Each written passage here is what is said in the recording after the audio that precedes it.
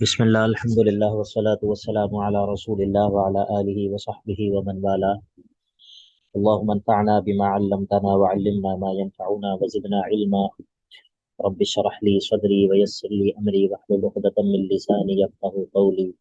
سبحانك لا علم لنا الا ما علمتنا انك انت العليم الحكيم. رب يسر ولا تعسر وتمم بالخير وبك نستعين. اعوذ بالله من الشيطان الرجيم. بسم الله الرحمن الرحيم. وَإِذْ أَخَذْنَا مِيثَاقَكُمْ وَرَفَعْنَا فَوْقَكُمُ الطُّورَ خُذُوا مَا آتَيْنَاكُمْ بِقُوَّةٍ وَاذْكُرُوا مَا فِيهِ لَعَلَّكُمْ تَتَّقُونَ. بنی اسرائیل کو دوسرا خطاب ہے، آیت نمبر 63 سے لے کر 72 تک چلے گا، اور اس کے اندر ان کے بڑوں کی 3 قباحتوں کا ذکر ہوگا، ان کے بڑوں کے 3 جرائم کا ذکر ہوگا، اور جو معاصرین ہیں یعنی کہ جن کو قرآن پاک ڈائریکٹ مخاطب کر رہا ہے، جن کے دور میں قرآن نازل ہو رہا ہے، ان کے پانچ جرائم کا ذکر ہوگا۔ وَإِذْ أَخَذْنَا مِيثَاقَكُمْ، اور جب ہم نے پختہ عہد لیا تم سے مراد ہے تمہارے بڑوں سے۔ وَرَفَعْنَا فَوْقَكُمُ الطُّورَ، اور تم پر طور پہاڑ کو جو ہے وہ بلند کیا، اور کہا خُذُوا، لے لو، پکڑ لو، ما آتیناکم، اس چیز کو جو ہم نے تمہیں دی ہے۔ وہ کیا ہے؟ وہ تورات ہے۔ بقوت، مضبوطی سے، اس کو مضبوطی سے تھامے رکھو، مطلب یہ ہے کہ اس سے تمسک کرو۔ وَاذْكُرُوا مَا فِيهِ، اور یاد رکھو اس چیز کو جو اس میں ہے، یعنی کہ جو تورات میں ہے اس کو یاد رکھو۔ لعلکم تتقون، یعنی کہ لعلکم تتقون النار، تاکہ تم آگ سے بچ سکو، تاکہ تم آگ سے بچ جاؤ۔ تو تمہارے بڑوں نے پہلا جرم یہ کیا کہ ثم تولیتم، پھر تم پھر گئے، من بعد ذالک، اس میثاق اور پختہ عہد کے بعد، فلولا فضل اللہ علیکم، تو پس اگر نہ ہوتا اللہ کا فضل تم پر، ورحمتہ، اور اس کی رحمت، تو لکنتم من الخاسرین، تو تم ہو جاتے ہمیشہ کے لیے خسارہ پانے والوں میں سے۔ تو تمہارے بڑوں نے پہلا جو جرم کیا وہ عہد شکنی تھا، اللہ تعالیٰ سے پختہ عہد کر کے اس عہد کو توڑ دینا۔ وَلَقَدْ عَلِمْتُمْ، اور یقیناً تم جانتے ہو، الَّذِينَ اعْتَدَوْا مِنْكُمْ، ان لوگوں کا حال جنہوں نے حد سے تجاوز کیا تم میں سے جن لوگوں نے حد سے تجاوز کیا، ان کے حال کو یقیناً تم جان چکے ہو، تم جانتے ہو۔ تم سے مراد تمہارے آبا ہیں، ٹھیک ہے؟ یہاں پر جن یہود کو قرآن ایڈریس کر رہا ہے ان کے بڑوں کے جرائم ہے یہ۔ وَلَقَدْ عَلِمْتُمُ الَّذِينَ اعْتَدَوْا مِنْكُمْ فِي السَّبْتِ، ہفتے کے دن کے معاملے میں، تم میں سے جن لوگوں نے ہفتے کے دن کے معاملے میں حد سے تجاوز کیا، ان کو بھی تم جانتے ہو کہ ان کا کیا بنا اور ان کی کیا کیفیت تھی۔ تو فَقُلْنَا لَهُمْ، بس ہم نے کہا ان کو، کونوا، ہو جاؤ، قِرَدَةً خَاسِئِينَ، بندر ہو جاؤ، خاسئین، اس حال میں کہ ذلیل و خوار ہو۔ تو دوسرا جو جرم ہے وہ ہے اللہ تعالیٰ کے احکام کو ہیلوں کے ذریعے، ہیلا جوئی کر کے اللہ تعالیٰ کے احکام کو ایوائڈ کرنا، اللہ تعالیٰ کے احکام کے ساتھ ہیلے کرنا، ہیلے بہانوں سے اللہ تعالیٰ کے احکام کو ترک کرنا۔ تو فجعلناہا، ہم نے بنا دیا اس قصے کو ہم نے بنا دیا نکالن، عبرت، لما بین یدیہا، ان کے لیے کہ جو اس وقت موجود تھے، وما خلفہا، اور بعد والوں کے لیے بھی، وموعظۃ، اور وعظ بنا دیا، للمتقین، متقین کے لیے، یعنی کہ متقین کے لیے اس میں وعظ ہے، اور تمام لوگوں کے لیے اس میں عبرت ہے اس قصے میں، کہ اللہ تعالیٰ کے احکام کے ساتھ ہیلا جوئی کرنے کے نتیجے میں اس طرح اللہ رب العزت سزا دیتا ہے۔ ایک اور مثال ذکر ہوگی اسی چیز کی کہ اللہ تعالیٰ کے احکام کے سامنے ہیلا جوئی کرنا یا اللہ تعالیٰ کے احکام کو صحیح طریقے سے قبول نہ کرنا۔ اس کی دوسری مثال یہ ہے وَإِذْ قَالَ مُوسَىٰ لِقَوْمِهِ، اور جب موسیٰ نے کہا اپنی قوم سے ان اللہ یأمرکم، کہ بے شک اللہ تعالیٰ تمہیں حکم دیتا ہے ان تذبحوا بقرۃ، کہ تم ذبح کرو ایک گائے کو، ایک گائے کو، کسی بھی ایک گائے کو ذبح کر دو، کسی بھی ایک گائے کو ذبح کر دو۔ قالو، انہوں نے کہا، بجائے اس کے کہ وہ اس حکم پر عمل کرتے، انہوں نے کہا اتتخذونا ہزوا، کیا آپ ہمارے ساتھ مذاق کر رہے ہیں، کیا آپ ہمارے ساتھ جو ہے وہ مذاق کر رہے ہیں۔ قال، موسیٰ علیہ السلام نے کہا اعوذ باللہ، میں اللہ کی پناہ طلب کرتا ہوں، ان اکون من الجاہلین، اس بات سے کہ میں جہالت کرنے والوں میں سے ہو جاؤں۔ مطلب یہ مذاق کرنے کی بات ہی نہیں ہے، میں اللہ کا نبی ہوں اور میں تمہیں اللہ کا حکم بتا رہا ہوں۔ دراصل ان میں ایک شخص قتل ہو گیا تھا، بنی اسرائیل میں ایک شخص قتل ہو گیا تھا، اس کا واقعہ آگے آ رہا ہے، اور بنی اسرائیل میں قاتل کے بارے میں اختلاف تھا کہ اس کا قاتل کون ہے، پتہ نہیں چل رہا تھا کہ اس مقتول کا قاتل کون ہے۔ تو انہوں نے موسیٰ علیہ السلام سے کہا کہ آپ اللہ تعالیٰ سے دعا کریں کہ وہ ہمارے لیے اس مسئلے کو حل فرما دے۔ تو اللہ تعالیٰ نے حکم دیا کہ تم ایک گائے پکڑو، گائے کو ذبح کرو، اور پھر گائے کو ذبح کرنے کے بعد کروانا اللہ تعالیٰ نے یہ تھا کہ اس گائے کے جسم کے کسی حصے سے اس مقتول کو مارو، تو اللہ تعالیٰ اس مقتول کو زندہ کر دے گا اور وہ خود اپنے قاتل کی نشاندہی کر دے گا۔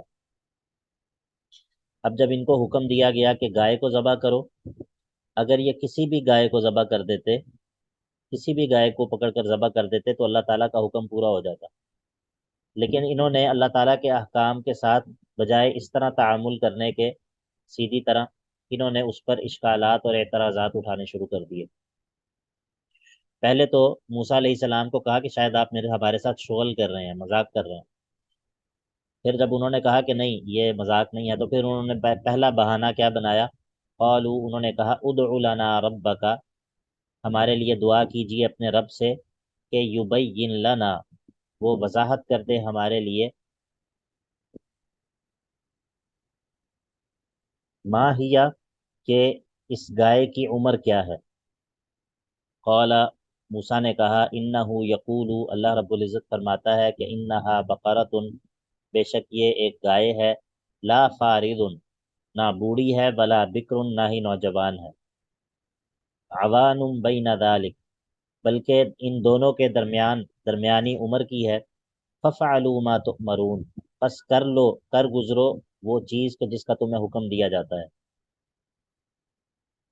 قالو، دوسرا بہانہ، ادع لنا، آپ ہمارے لیے دعا کیجئے اللہ سے، ادع لنا ربک، اللہ سے اپنے رب سے ہمارے لیے دعا کیجئے کہ یبین لنا، وہ وضاحت کر دے ہمارے لیے، ما لونھا، اس کا رنگ کیا ہو۔ قال، موسیٰ نے کہا انہ یقول، اللہ تعالیٰ فرماتا ہے انہا بقرۃ، وہ ایک ایسی گائے ہے، صفراء، زرد رنگ کی، اور فاقع لونھا، اور چمک رہا ہے اس کا رنگ، تسر الناظرین، اور وہ دیکھنے والوں کو خوش کرتی ہے، دیکھنے والوں کو اس کا رنگ پسند آتا ہے۔ قالو، انہوں نے کہا ادع لنا ربک، تیسرا بہانہ، اب یہ ان کے بڑوں کی قباحت کے طور پر ذکر ہو رہا ہے کہ وہ اللہ تعالیٰ کے احکام کو قبول کرنے کے بجائے عیب جوئی اور اعتراضات جو ہے وہ اٹھاتے تھے۔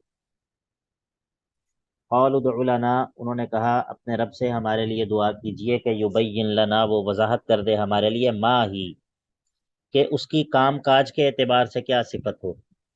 ان البقرہ تشابہ علینا، بے شک گائے جو ہے وہ ہم پر متشابہ ہو گئی ہے، وَإِنَّا، اور بے شک ہم، انشاء اللہ، اگر اللہ نے چاہا تو، لمہتدون، رہنمائی پا جائیں گے اس گائے کی طرف، گائے کا ہمیں جو ہے وہ پتہ چل جائے گا۔ قال، موسیٰ علیہ السلام نے کہا انہو یقول، اللہ تعالیٰ فرماتا ہے انہا بقرۃ، وہ ایک گائے ہے، لا ذلول، سدھائی ہوئی نہیں ہے، تثیر الارض، کہ وہ چیرتی ہو زمین کو، ولا تسقی الحرث، نہ ہی پانی پلانے والی ہے۔ پانی پلانے والی سے مراد ہے رہٹ۔ رہٹ جانتے ہیں آپ، رہٹ کیا ہوتا ہے؟ جی سر۔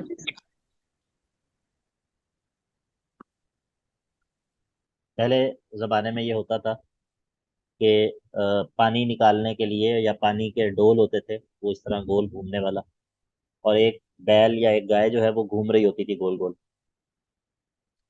تو اسی طرح آج کے دور میں بھی کئی جگہوں پہ ہوتے ہیں کوہلو، کولو پہ جہاں پر تیل ملتا ہے۔ اب یہ شہروں وغیرہ میں اتنا زیادہ نہیں ہے، بعض جگہوں پہ ہوتے ہیں، لیکن بہرحال کبھی بھی شہروں کے اندر بھی کئی جگہوں پر کوہلو کے بیل ہوتے ہیں۔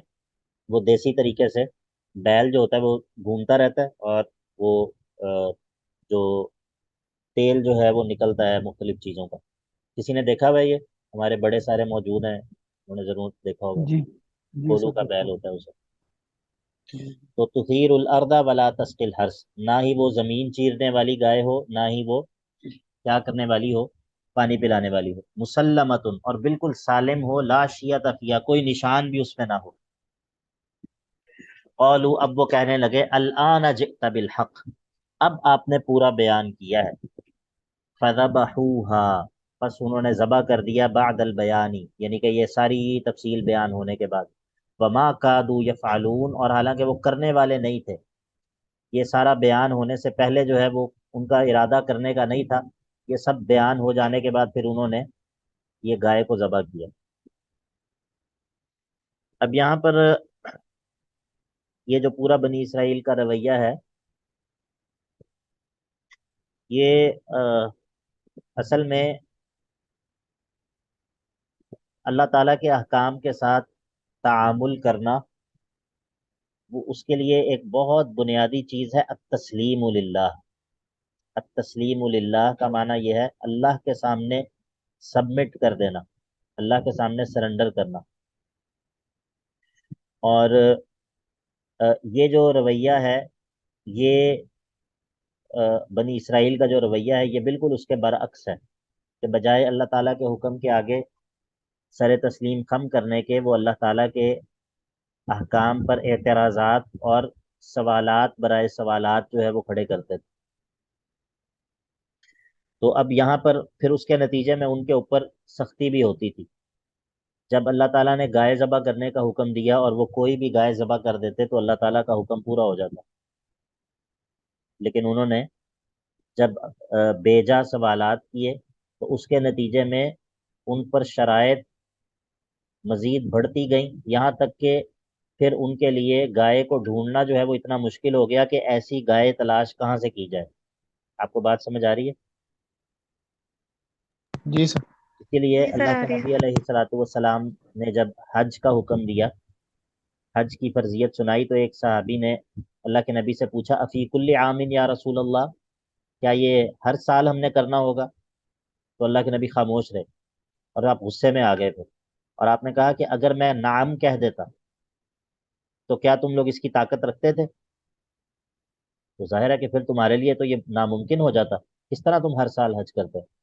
تو پھر اللہ کے نبی علیہ الصلوۃ والسلام نے کہا کہ اس طرح بنی اسرائیل والا رویہ مت اپنایا کرو، اور پھر کہا کہ اللہ تعالیٰ کے نزدیک بدترین شخص ہے وہ کہ جس کے سوالات کی وجہ سے کسی حکم کے اندر جو ہے وہ سختی ہو جائے۔ تو ظاہر ہے کہ اب اللہ کے نبی علیہ الصلوۃ والسلام کے بعد تو یہ دروازہ تو بند ہو گیا، لیکن پھر بھی اللہ تعالیٰ کے احکام کو کوشچن کرنا، ان اے سینس کہ انسان کوشچن اعتراض کے لیے کر رہا ہو، یہ بہت غلط رویہ ہے۔ ہاں، سوال کرنے کی ہماری شریعت ممانعت نہیں کرتی، بلکہ اس کی جو ہے وہ حوصلہ افزائی کرتی ہے، بلکہ حدیث کے اندر بھی آتا ہے انما شفاء العی السؤال، کہ جہالت جو ہے وہ ایک مرض ہے اور اس کا علاج سوال کرنا ہے۔ لیکن بعض دفعہ سوال جو ہے وہ ہوتا ہے اپنے سے جہل کو دور کرنے کے لیے، ایک بات مجھے نہیں پتا، میں وہ پوچھتا ہوں تاکہ مجھے یہ بات پتہ چل جائے۔ لیکن بعض دفعہ سوال کے مقاصد کچھ اور ہوتے ہیں، بعض دفعہ سوال ہوتا ہے سوال برائے اعتراض ہوتا ہے، بعض دفعہ سوال جو ہے وہ مخاطب کا امتحان لینے کے لیے ہوتا ہے۔ بعض دفعہ سوال جو ہے وہ اپنے علم کا اظہار کرنے کے لیے ہوتا ہے، یہ بہت زیادہ ہوتا ہے۔ بعض دفعہ لوگ کسی ایک مسئلے کے اوپر کچھ پڑھ لیتے ہیں، اور ایک مسئلے کے اوپر انہوں نے 3 4 5 چیزیں پڑھی ہوتی ہیں، اب وہ جہاں پر بھی بیٹھتے ہیں نا، وہ ان کی کوشش ہوتی ہے کہ اسی مسئلے پر ہم بات کریں، صاحب مسئلہ اسے کہتے ہیں، صاحب مسئلہ۔ اب یہ چونکہ اس نے ایک مسئلے کے اوپر کچھ چیزیں پڑھ رکھی ہیں، اب یہ جہاں پر بھی بیٹھے گا، جس بھی عالم کے پاس بیٹھے گا، اس سے کہے گا جی اس مسئلے کے بارے میں آپ کا کیا خیال ہے۔ اب اس بندے کا اصل مقصد کیا ہوتا ہے؟ اس سوال کا کیا مقصد اپنا ہے؟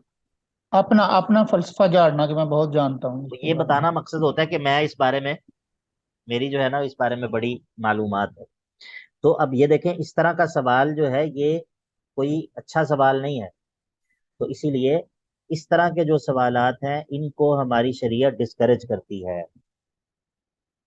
اس طرح کے سوالات کی ہماری شریعت جو ہے وہ کوئی تعریف نہیں کرتی۔ اسی لیے آپ کو شاید پتہ ہوگا، بڑا دلچسپ ہے یہ معاملہ، کہ صحابہ جو ہے نا وہ اللہ کے نبی سے بہت زیادہ سوالات نہیں کرتے تھے، اور جو وہ سوالات کرتے تھے اگر آپ ان کا بھی جائزہ لیں گے تو وہ بڑے عمل اورینٹڈ سوال ہوتے تھے، یعنی کہ ان کے سوالات کا تعلق عمل کے ساتھ ہوتا تھا۔ اللہ کے نبی علیہ الصلوۃ والسلام سب سے افضل عمل کون سا ہے؟ میں ایسا کیا عمل کروں کہ میں جنت میں مجھے آپ کا ساتھ مل جائے؟ اس طرح کے سوالات ہوتے تھے صحابہ کے۔ تو اس کے علاوہ جو سوالات ہیں وہ یہ نہیں کرتے تھے، بلکہ صحابہ کہتے ہیں کہ ہم انتظار کرتے تھے کہ دیہات سے کوئی جو بدو لوگ ہیں وہ اللہ کے نبی علیہ الصلوۃ والسلام کے پاس آئیں، اعرابی، اور وہ آ کے اللہ کے نبی سے سوالات کریں۔ تو ہمیں بڑی یعنی کہ اشتیاق ہوتا تھا کہ جب یہ لوگ آتے ہیں، کیونکہ ان کو تو اتنے آداب کا نہیں پتہ، یہ آتے ہیں تو ہر طرح کا سوال جو ہے وہ اللہ کے نبی سے کر لیتے ہیں، تو اس سے جو ہے وہ ہماری بھی پیاس بجھ جاتی ہے۔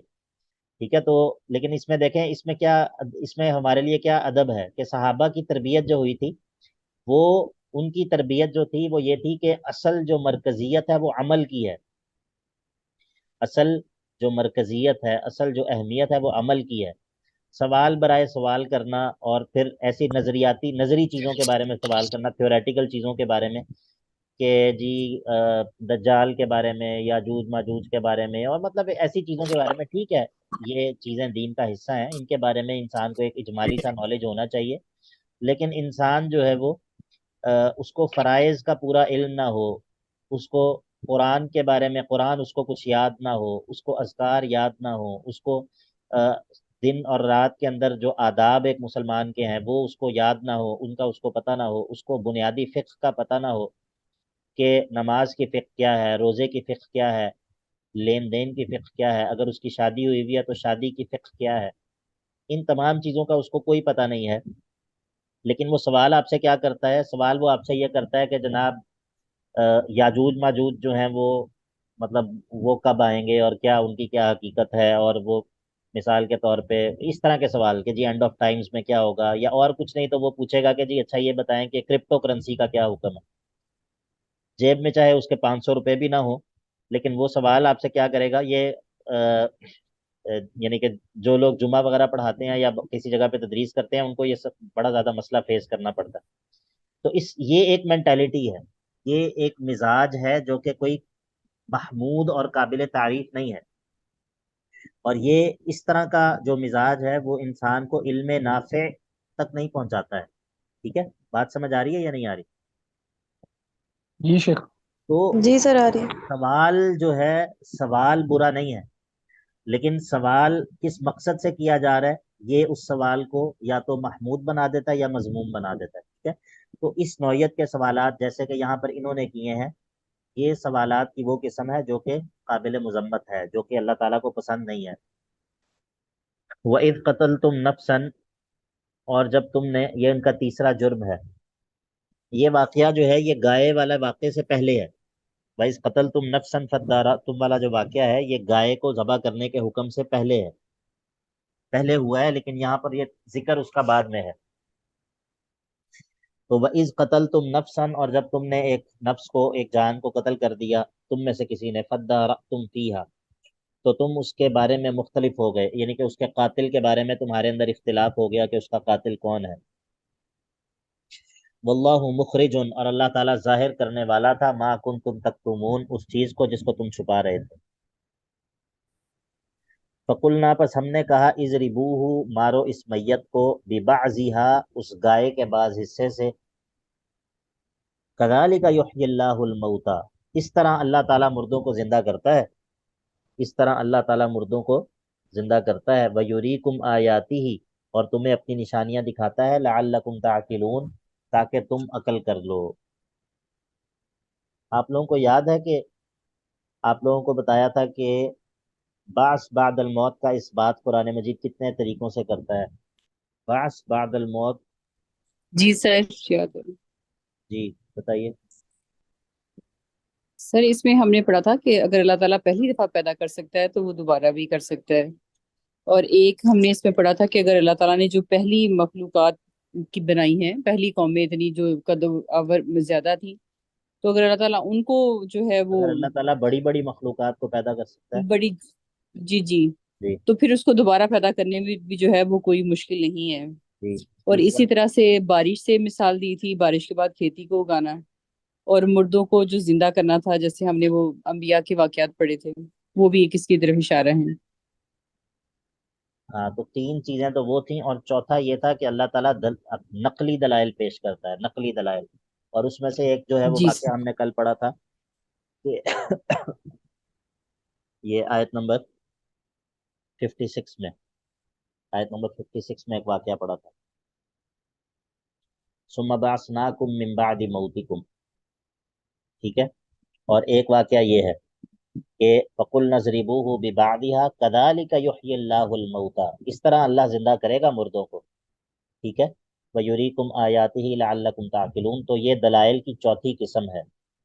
बास बादल मौत के जो दलाइल हैं उनकी चौथी किस्म के ये दलाइल हैं। बाकी सब लोगों को भी याद आया या नहीं आया, इस पर तो मैंने बहुत जोर लगाया था।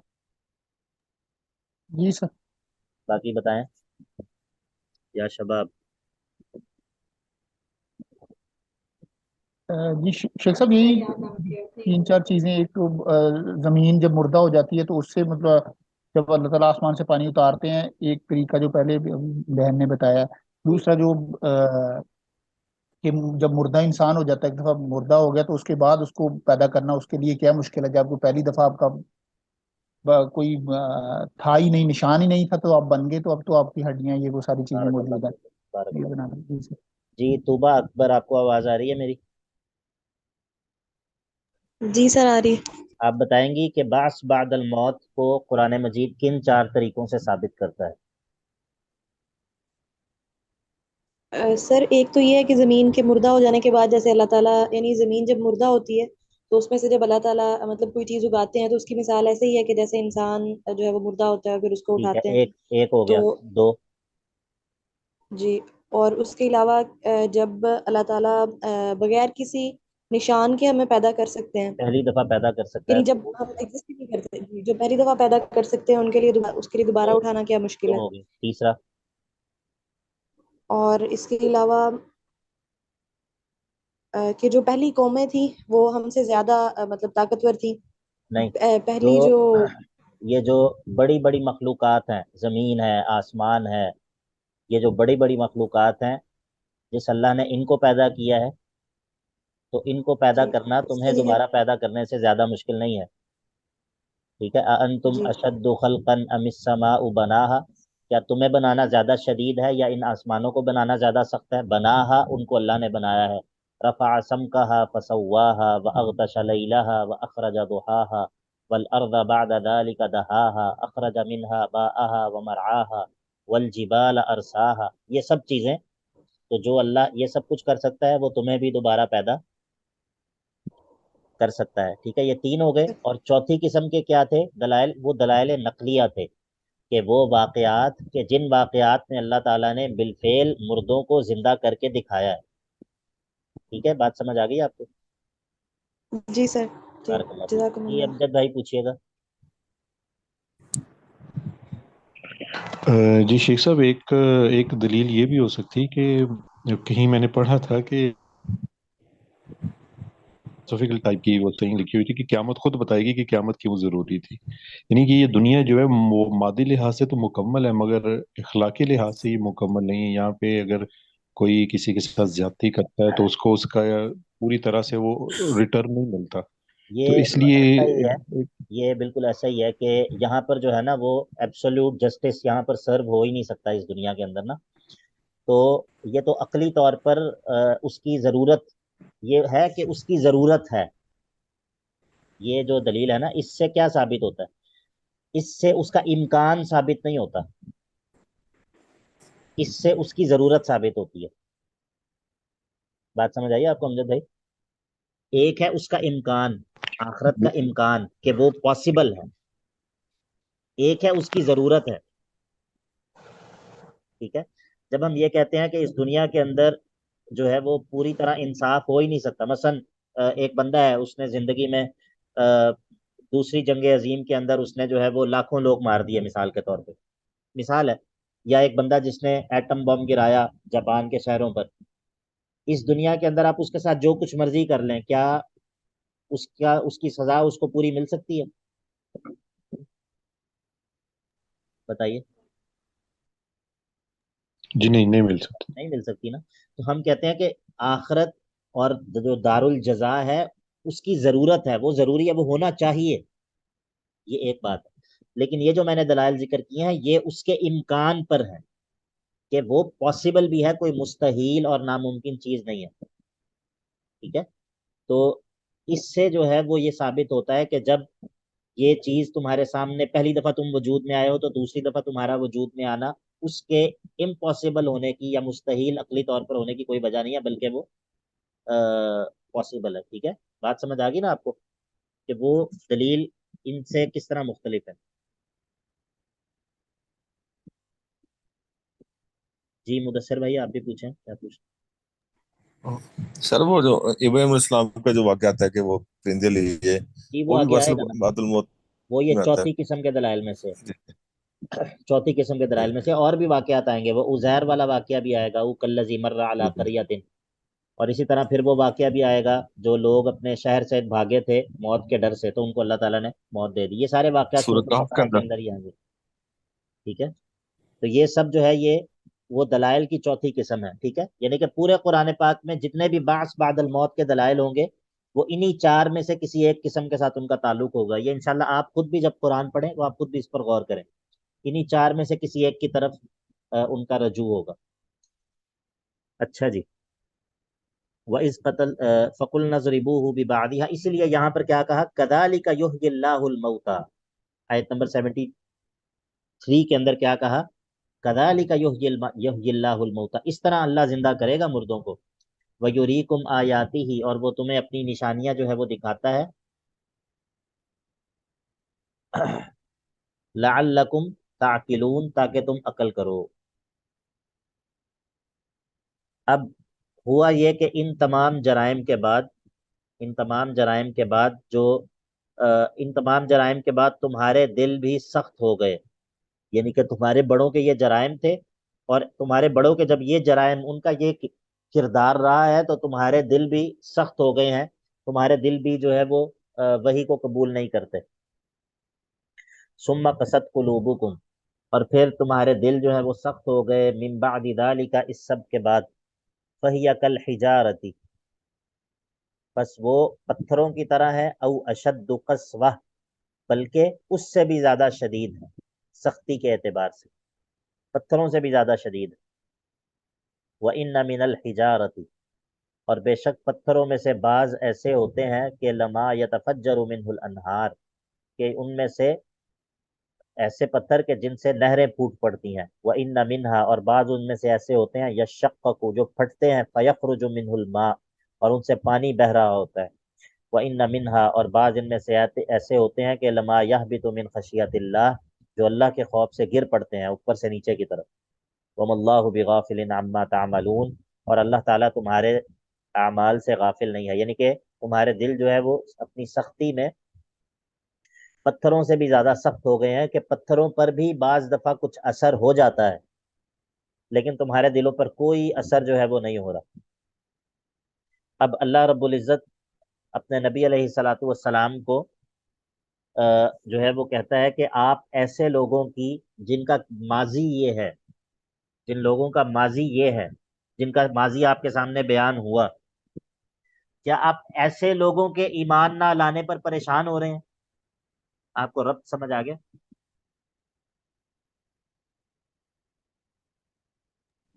جی سر جی آگے. سر. تو کہا جی سر. افتطمعون، کیا آپ طمع رکھتے ہیں ان یؤمنوا لکم، یہ آپ کی بات کو مان لیں؟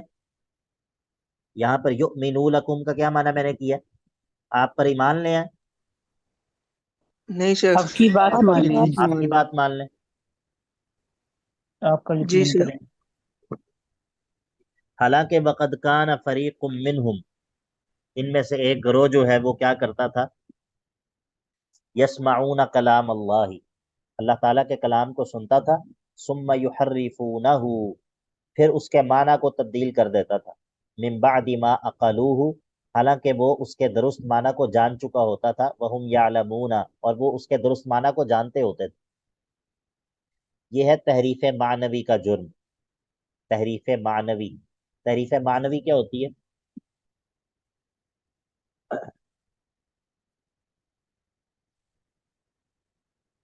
تحریف معنوی کیا ہوتی ہے؟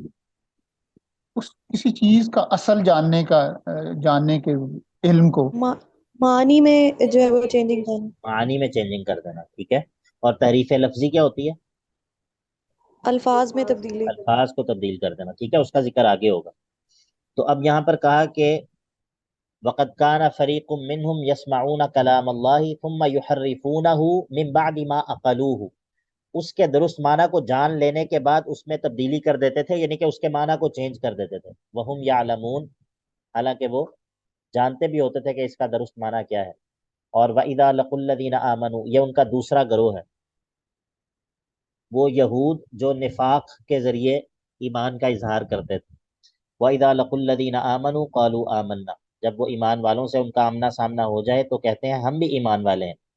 وَإِذَا خَلَا بَعْضُهُمْ إِلَىٰ بَعْضٍ، اور جب وہ بعض اپنے بعض کے ساتھ جدا ہوتے ہیں تو قالوا کہتے ہیں، یہ کون کہتے ہیں؟ ان کے بڑے کہتے ہیں،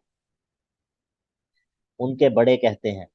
أَتُحَدِّثُونَهُمْ، کیا تم ان لوگوں کو، مسلمانوں کو بیان کرتے ہو، بما فتح اللہ علیکم، جو اللہ نے تمہیں بتایا ہے. کیا تم نے ان مسلمانوں کے سامنے، ان مسلمانوں کو بتا تو نہیں دیا کہ ہماری کتابوں میں بھی محمد صلی اللہ علیہ وسلم کی نشانیاں موجود ہیں؟ کیا تم نے ان کے سامنے یہ بات کھول تو نہیں دی؟ کہیں ایسا نہ ہو کہ تم ایسا کرو تو لیحاجوکم، تاکہ وہ تمہارے ساتھ جھگڑا کر سکیں، بھی اس بتانے کی وجہ سے، عند ربکم، تمہارے رب کے سامنے. آپ کو بات سمجھ آئیے کہ ان کے بڑے اپنے چھوٹوں کو کیا کہہ رہے ہیں؟ وہ کہہ رہے ہیں کہ تم نے ان کو بتا تو نہیں دیا کہ اللہ تعالیٰ نے ہماری کتاب میں تمہاری نشانیاں دی. ہاں، تو اگر تم نے ایسا کیا ہے تو کل کو یہ نہ ہو کہ وہ اللہ کے سامنے تمہارے خلاف حجت پیش کریں کہ اے اللہ ان کو پتہ بھی تھا. ٹھیک ہے. تو یہاں پر اتحدثونہم سوالیہ جملہ ہے، لیکن مراد اس سے منع کرنا ہے، ایسا مت کرنا. ٹھیک ہے، کہیں تم ان کو بتا نہ دینا. بما فتح اللہ علیکم، جو اللہ نے تمہیں بتایا ہے. لیحاجوکم بہ عند ربکم، کہ کہیں وہ تمہارے رب کے سامنے تمہارے ساتھ جھگڑا نہ کریں کہ ان کو پتہ بھی تھا اور پھر اس کے باوجود یہ ایمان نہ لائے. افلا تعقلون، کیا تمہیں عقل نہیں ہے؟ یعنی کہ اگر تم ایسا کرو گے تو یہ بے عقلی ہے، ایسا مت کرنا. ان کے بڑے اپنے چھوٹوں کو یہ سمجھا رہے ہیں. تو اللہ تعالیٰ اس پر رد کرتا ہے، زجر دیتا ہے، کہتا ہے اولا یعلمون، کیا ان کو یہ نہیں پتا کہ ان اللہ یعلم ما یسرون وما یعلنون، کہ اللہ تعالیٰ تو اس کو بھی جانتا ہے جس کو یہ چھپا رہے ہیں اور اس کو بھی جانتا ہے جس کو یہ ظاہر کر رہے ہیں. یعنی کہ اگر یہود جو ہے وہ ایمان والوں کو نہیں بتائیں گے کہ ہماری کتابوں میں تمہارے نبی کی علامات موجود ہیں، تو کیا اللہ تعالیٰ کو بھی یہ بات نہیں پتا ہوگی؟ آپ کو بات سمجھ آئی؟ اولا یعلمون ان اللہ یعلم ما یسرون وما یعلنون، کیا ان کو یہ معلوم نہیں ہے کہ اللہ تعالیٰ اس چیز کو بھی جانتا ہے جس کو یہ ظاہر کر رہے ہیں اور اس کو بھی جانتا ہے جس کو یہ چھپائے ہوئے ہیں. سر اس کچھ جملے کو، یہ جو پچھلے دو ہیں، ان کو ہم استفہام انکاری کہیں گے؟ استفہام انکاری، جی. جی سر. شیخ یہاں پر ایک تھوڑا مطلب وہ بڑے اپنے چھوٹوں کو یہ کہہ رہے ہیں کہ تم نے مسلمانوں کو یہ بتا تو نہیں دیا کہیں کہ ہمیں پتہ ہے کہ تمہاری نشانیاں ہمارے پاس موجود ہیں، جی اور نہیں تو پھر وہ اللہ کے سامنے حجت پیش کر دیں گے ہمارے خلاف. یعنی ان کا یہ عقیدہ تھا کہ مسلمان اگر حجت پیش کر دے ہمارے خلاف تو ہمیں عذاب ہوگا. تو کیا ان کے دل میں یہ خیال نہیں تھا کہ اللہ تعالیٰ کو تو پتہ ہے کہ ہم کیا کر رہے ہیں، تو یہی تو دیکھیں اب نا، ان اللہ کو تعالیٰ ڈر نے نہیں یہی تو تھا کہا، اللہ کے؟ یہی تو اللہ رب العزت نے کہا اولا یعلمون ان اللہ یعلم ما یسر، کیا ان کو یہ نہیں پتا؟ تو یہ بے عقلی ہے نا، بے عقلی ہے یہ. اور ان کا جی اللہ تعالیٰ کے بارے میں جو اللہ تعالیٰ کے بارے میں جو ان کا خراب اعتقاد ہے وہ ظاہر ہوتا ہے اس سے.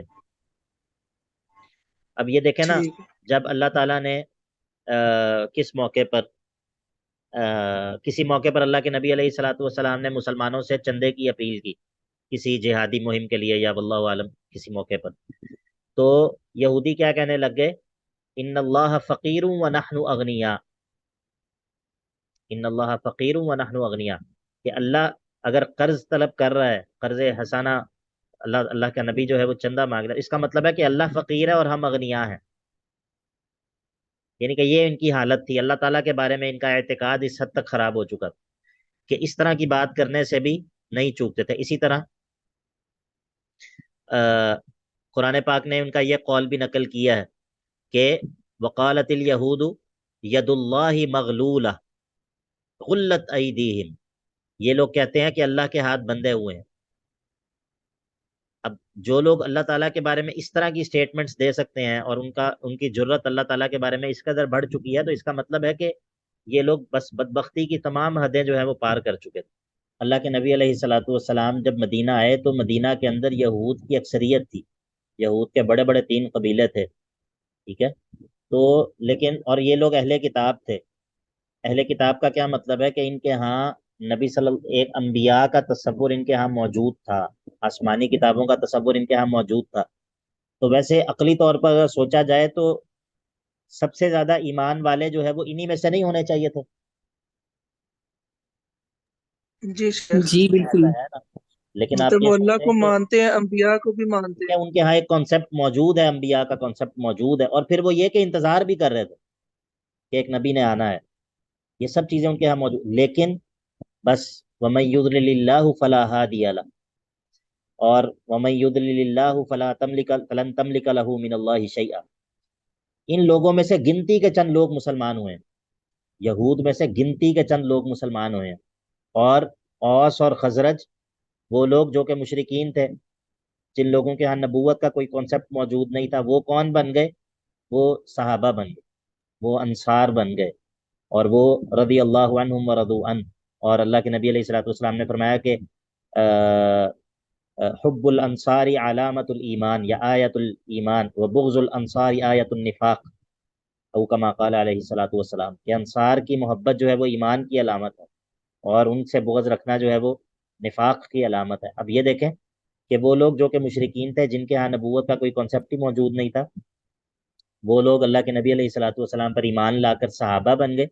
اور وہ لوگ جو کہ جن کے ہاں یہ پورا تصور موجود تھا اور جو کہ انبیاء کو مانتے تھے، وہ جو ہے وہ اپنے حسد کی وجہ سے اور اپنی ضد کی وجہ سے ایمان سے محروم رہ گئے. تو اس میں بہت بڑا سبق ہے، اس میں بہت بڑا سبق ہے ہمارے لیے بھی، کہ یہ جو ایمان ہے یہ کوئی استحقاقی چیز نہیں ہے. یہ ہمیں ہمارے کسی استحقاق کی وجہ سے، ہم ڈیزرو کرتے ہیں تو ہمیں اللہ نے ایمان دیا، نہیں، ایسا نہیں ہے. یہ سراسر اللہ تعالیٰ کا انعام ہوتا ہے. اور یہ ایمان نصیب ہو جانا بھی اور پھر اس کے اوپر قائم رہنا بھی، اس کے لیے بھی انسان مستقل اللہ تعالیٰ سے مانگنے کا محتاج ہے. مستقل انسان اللہ تعالیٰ سے استعانت کا محتاج ہے. اہدنا الصراط المستقیم، اے اللہ اس پر قائم رکھ، موت تک، مرتے دم تک ایمان پر جو ہے وہ قائم رکھ. ربنا لا تزغ قلوبنا بعد اذ ہدیتنا. تو یہ کتنی عظیم دعائیں ہیں، اور اس سے پتہ چلتا ہے کہ ایک مسلمان جو ہے، جس کے دل میں ایمان کی قدر و قیمت ہے، جو واقعی ایمان کو ایک قیمتی چیز سمجھتا ہے، اس کو کس قدر خوف زدہ ہونا چاہیے اپنے ایمان کے بارے میں، اس کو کس قدر جو ہے وہ فکر ہونی چاہیے کہ کہیں یہ نعمت مجھ سے چھن نہ جائے۔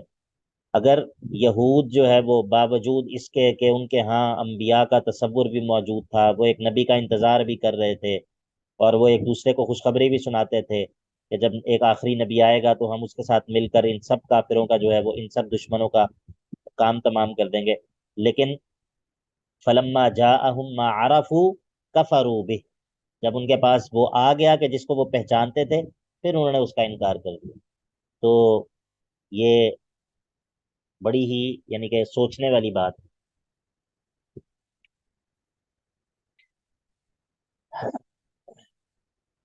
ومنہم امیون، اور ان میں سے تیسرے گروہ کا ذکر ہے جو ان پڑھ قسم کے لوگ۔ ومنہم امیون، اور ان میں سے تیسرا گروہ ہے ان پڑھ لوگوں کا، لا یعلمون الکتاب، وہ نہیں جانتے کتاب کو، الا امانیہ، مگر صرف آرزوئیں، اور جو ہے وہ ان کی خواہشات ہیں کہ ہاں ہمارے ساتھ یہ ہوگا، ہم جہنم میں کبھی بھی نہیں جائیں گے، اگر جائیں گے تو ہم چند دنوں کے لیے جائیں گے، ہم اللہ کے لاڈلے ہیں۔ الا امانیہ وانہم الا یظنون، اور نہیں ہیں وہ لوگ مگر صرف اٹکل اور ظن کی پیروی کرتے ہیں، اندازے لگاتے ہیں۔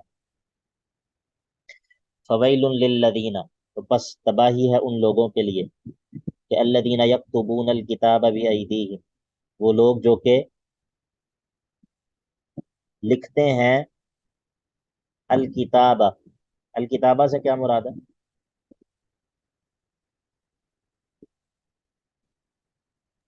سر تورات مراد ہوگی یہاں پر؟ نہیں، یہاں پر تورات مراد نہیں ہے، یہاں پر ہے لکھا ہوا مکتوب مراد ہے، جو وہ خود لکھتے ہیں۔ جی سر۔ فویل للذین یکتبون الکتاب بایدیہم، اپنے ہاتھوں سے لکھتے ہیں، ثم یقولون ھذا من عند اللہ، پھر کہتے ہیں کہ یہ اللہ کی طرف سے ہے، حالانکہ وہ اللہ کی طرف سے نہیں نہیں ہے۔ تھا نہیں ہے۔ ٹھیک ہے، تو اس کا مطلب ہے یہاں پر الکتابہ سے پھر تورات مراد نہیں ہے۔ اب یہاں پر تحریف کی کون سی قسم مراد ہے؟ لفظی۔ تحریف لفظی۔ یہاں پر تحریف لفظی ہے۔ ٹھیک ہے، بارک اللہ فیکم۔ اوپر جو بات تھی وہ تحریف معنوی کی بات تھی، یہاں پر تحریف لفظی ہے۔ ایک یہ ہے کہ اللہ تعالیٰ کا کلام سناتے ہیں لیکن اس کا معنی ایسا کرتے ہیں کہ جو اللہ تعالیٰ کا مراد ہی نہیں ہے، جو قرآن کے مضامین سے ہی ٹکراتا ہے، جس طرح میں نے آپ کو کل مثال دی تھی ایک آیت کی، ان الذین آمنوا والذین ہادوا والنصارى والصابئین من آمن باللہ والیوم الآخر۔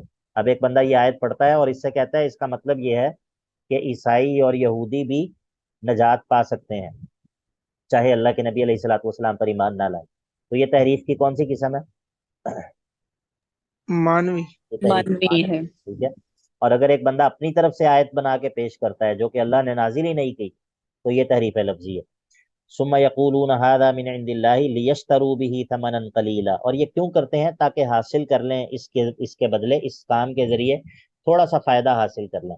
دنیا کے اندر جو عہدے ملے ہوئے ہیں، دنیا کے اندر جو ایک مذہبی پیشوائیت ملی ہوئی ہے، لوگوں کے اندر ایک عزت ملی ہوئی ہے، اور جس کلٹ کے ساتھ میرا تعلق ہے وہ لوگ مجھے ایک مذہبی پیشوا تصور کرتے ہیں، یہ سارے دنیاوی فائدے، عہدہ، مال اور سٹیٹس، یہ سب چیزیں جو ہیں یہ بعض دفعہ انسان کے حق کو قبول کرنے میں رکاوٹ بن جاتی ہیں۔ ایسا ہوتا ہے یا نہیں ہوتا؟ جی شیخ۔ جی سر۔ بہت زیادہ ہوتا ہے۔ ٹھیک ہے، لیکن اس کے باوجود بعض لوگوں کو اللہ تعالیٰ یہ توفیق دیتا ہے کہ وہ اپنے ان تمام عہدوں کے باوجود، اپنی ان تمام چیزوں کے باوجود بھی حق کو قبول کر لیتے ہیں۔ ابھی پچھلے دنوں ایک امریکہ کا ایک تھا عیسائی پادری تھا بہت بڑا، مجھے ذہن سے اس کا نام نکل گیا ہے، وہ اس نے اسلام قبول کیا گزشتہ کچھ دن، کچھ میرا خیال ہے مہینہ ڈیڑھ مہینہ پہلے کی بات۔ تو اس طرح کے لوگ بھی ہوتے ہیں جو باوجود اپنی ایک سٹیٹس کے اور اپنے ایک مقام کے بھی ان کے اندر حق کو قبول کرنے کی جو جو ان کے اندر ایک طلب ہوتی ہے وہ اس پر غالب آ جاتی ہے، اور وہ اس کے باوجود حق کو قبول کر لیتے ہیں، لیکن ایسے لوگ کم ہوتے ہیں۔ فویل لہم مما کتبت ایدیہم، بس بربادی ہے ان کے لیے اس وجہ سے کہ جو وہ اپنے ہاتھوں سے لکھتے ہیں، فویل لہم مما یکسبون، اور وویل لہم مما یکسبون، اور ان کے لیے بربادی ہے اس مال کی وجہ سے کہ جو وہ کماتے ہیں دین فروشی کے ذریعے۔ پانچویں قباحت، وقالو، اور یہ کہتے ہیں، لن تمسنا النار، ہمیں آگ نہیں چھوئے گی، الا ایاما معدودہ، مگر صرف گنتی کے چند دن۔ یہ بھی ان کی ایک خوش فہمی ہے۔ قل، آپ کہہ دیجئے، اتخذتم عند اللہ عہدا، کیا تم نے اللہ سے کوئی عہد لے رکھا ہے، یعنی کہ کیا تم نے لا الہ الا اللہ کا اقرار کر لیا ہے؟ فلن یخلف اللہ عہدہ، تو پھر تو اللہ اپنے عہد کی مخالفت نہیں کرے گا۔ یا پھر ام تقولون علی اللہ ما لا تعلمون، یا پھر تم اللہ پر وہ جھوٹ باندھ رہے ہو کہ جس کے بارے میں تمہارے پاس کوئی دلیل اور یقینی علم موجود نہیں ہے۔ یہ قال یقولو جو ہوتا ہے نا، قال یقولو، جب یہ علا کے ساتھ استعمال ہوتا ہے، علا کے ساتھ، تو یہ جھوٹ باندھنے کے معنی میں ہوتا ہے، کسی پر جھوٹ باندھنا۔ بات سمجھ آ گئی؟ ام تقولون علی اللہ، کیا تم اللہ پر جھوٹ باندھتے ہو؟ واضح ہے؟ جی سر۔ ما لا تعلمون، ایسی چیز کہ جس کے بارے میں تمہارے پاس کوئی علم نہیں ہے۔ نہیں، ایسا نہیں ہوگا، ایسا نہیں ہے کہ تم جہنم میں صرف چند دنوں کے لیے داخل ہوگے۔ اب یہاں پر وہی بات دہرائی جائے گی جو آیت نمبر 62 کے اندر تھی۔ آیت نمبر 62 کے اندر جو مضمون بیان ہوا تھا، یہ اسی مضمون کو دہرایا جائے گا ایک اور انداز سے۔ آیت نمبر 62 کے اندر کیا کہا گیا تھا؟ ان الذین آمنوا والذین ہادوا والنصارى والصابئین، اس آیت کا کیا مقصود تھا؟ کہ عمل صالح اور ایمان کی وجہ سے ہی کوئی ہاں، جنت میں جا سکتا ہے۔ اور جو باقی چیزیں ہیں،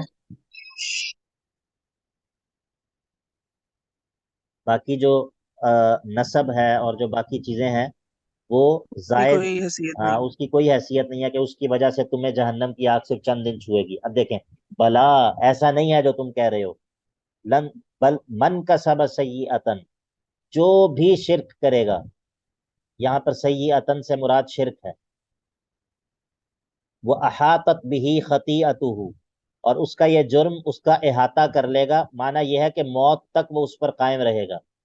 جو کوئی بھی شرک کرے گا اور موت تک وہ اس پر قائم رہے گا، تو فَأُولَٰئِکَ أَصْحَابُ النَّارِ، یہ جو کوئی بھی ہو، ان کا جو کوئی بھی نام ہو، یہ اپنے آپ کو جو کچھ بھی کہلاتے ہوں، یہ جس کی بھی اولاد سے ہوں، فَأُولَٰئِکَ أَصْحَابُ النَّارِ، یہ لوگ ہیں جو کہ جہنم والے ہیں، ہم فیہا خالدون، اور وہ اس میں ہمیشہ رہیں گے۔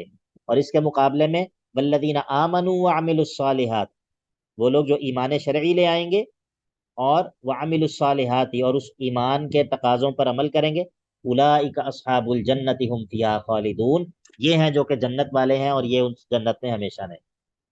بات سمجھ آ گئی آپ کو؟